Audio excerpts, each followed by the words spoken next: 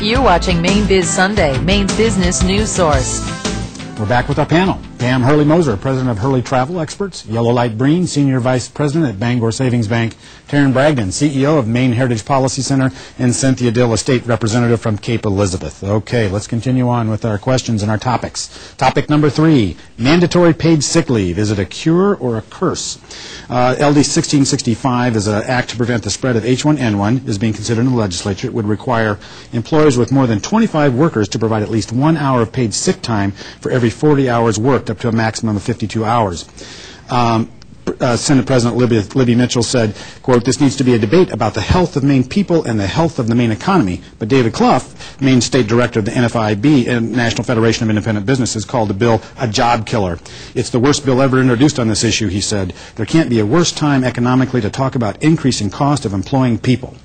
Pam, I'm going to turn to you to start this one. Small business owner, tell us about this. What, job killer, or is this something that's needed?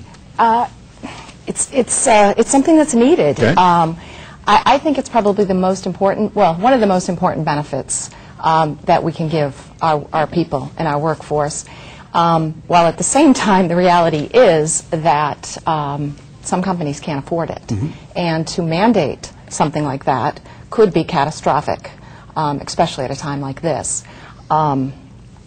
The other point, I don't necessarily like the government mandating anything in my business.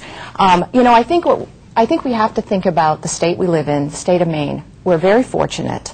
I think generally most businesses do care about their communities, they care about their people, but it's a struggle. Okay. It really truly is a struggle, and I don't have the answer to that one. Right. I know that I do provide it, and I think there are a lot of good ways to do it economically. I think you probably represent a lot of business owners, small business owners, conflicted. Yeah, I want to do this, but having it mandated is the issue. How do others feel? I think everybody would agree that having sick people come to work is not a good idea.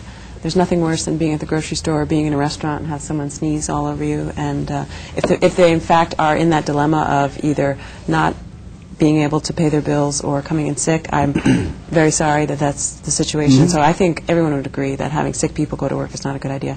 I don't think personally that the bill in this economic climate is ready for prime time. Okay. So I'm interested to see what comes out of the committee.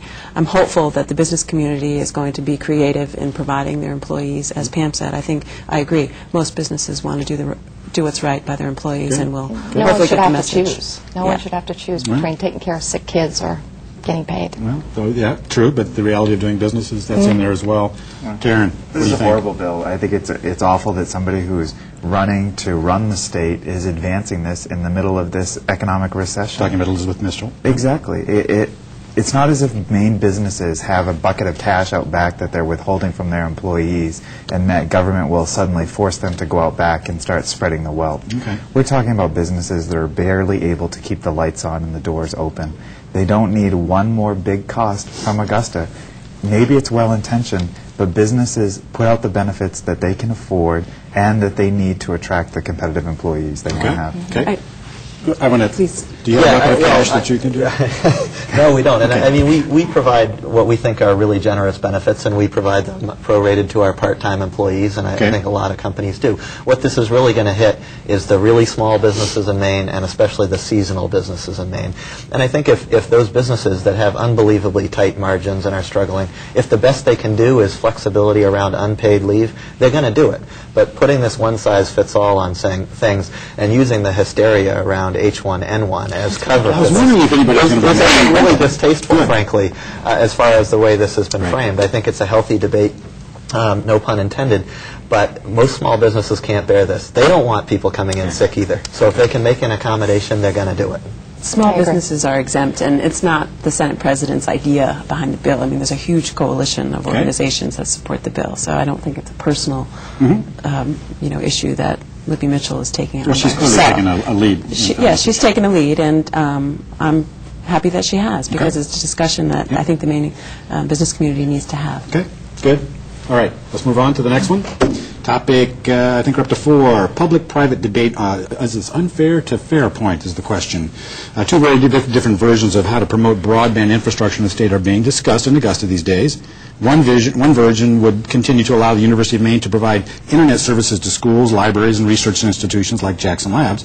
And the other version, as expressed in LD 1697, would forbid the university from providing broadband internet on the grounds that it creates unfair competition. Tony Buxton, a lobbyist for Fairpoint, said that the university can offer a lower rate than private companies, and he added that the greatest threat to universal broadband in the state comes from the government. I'm going to turn to Cynthia. You start with this one. I mean, clearly you're one of our broadband experts here. Tell us about this. What do you think? Well, I'm thrilled that Maine is, like I said earlier in the show, about to receive a $25 million grant of federal money to combine with $7 million of private investment to build out broadband infrastructure. And I think infrastructure by nature is not something that private enterprises usually jump into because it's not a huge profit-making opportunity, but we're lucky to have this build-out. I think Fairpoint's contention that the university is unfairly competing with them is just simply untrue. They keep saying it and saying it and saying it and saying it, and I say, show me the money. There's simply no evidence. We've been through a series of hearings, and I've heard that argument over and over and over again, but I haven't seen one iota of hard evidence that, in fact, there's unfair competition. I think Fairpoint needs to redirect its energy at providing the service to its customers and, let Maine benefit from the hard work that we've done to attract this private public investment in infrastructure. Let's see how others feel.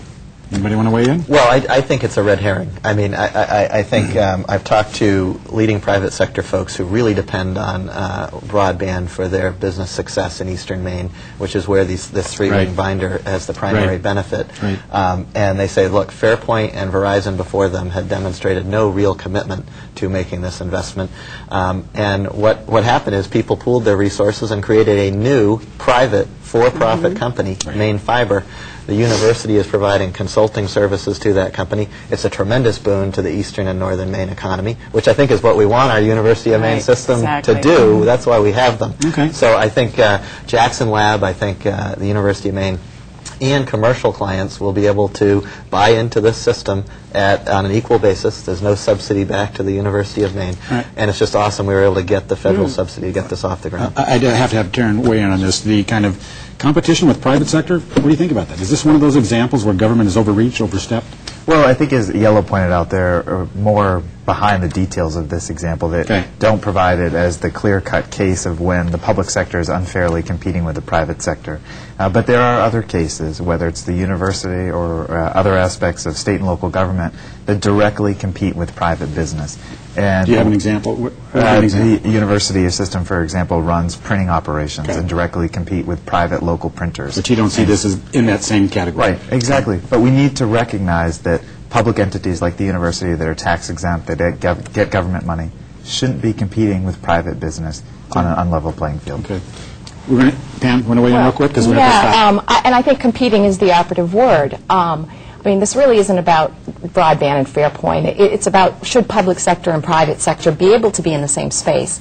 And I think as long as they can compete and it's fair, and from what I understand and from what Cynthia says, I don't see that I don't see that it is unfair competition. I commend the university system for overcoming an obstacle. And I have a business in northern Maine. So sounds like we don't think it's unfair to Fairpoint in this case. So, okay, good. Okay, we're going to have to stop right there, but we're going to keep you on because we're going to do an afterthought segment and talk about these and some other ones, including doing some discussion about our candidates for governor coming up. So stick around. Okay.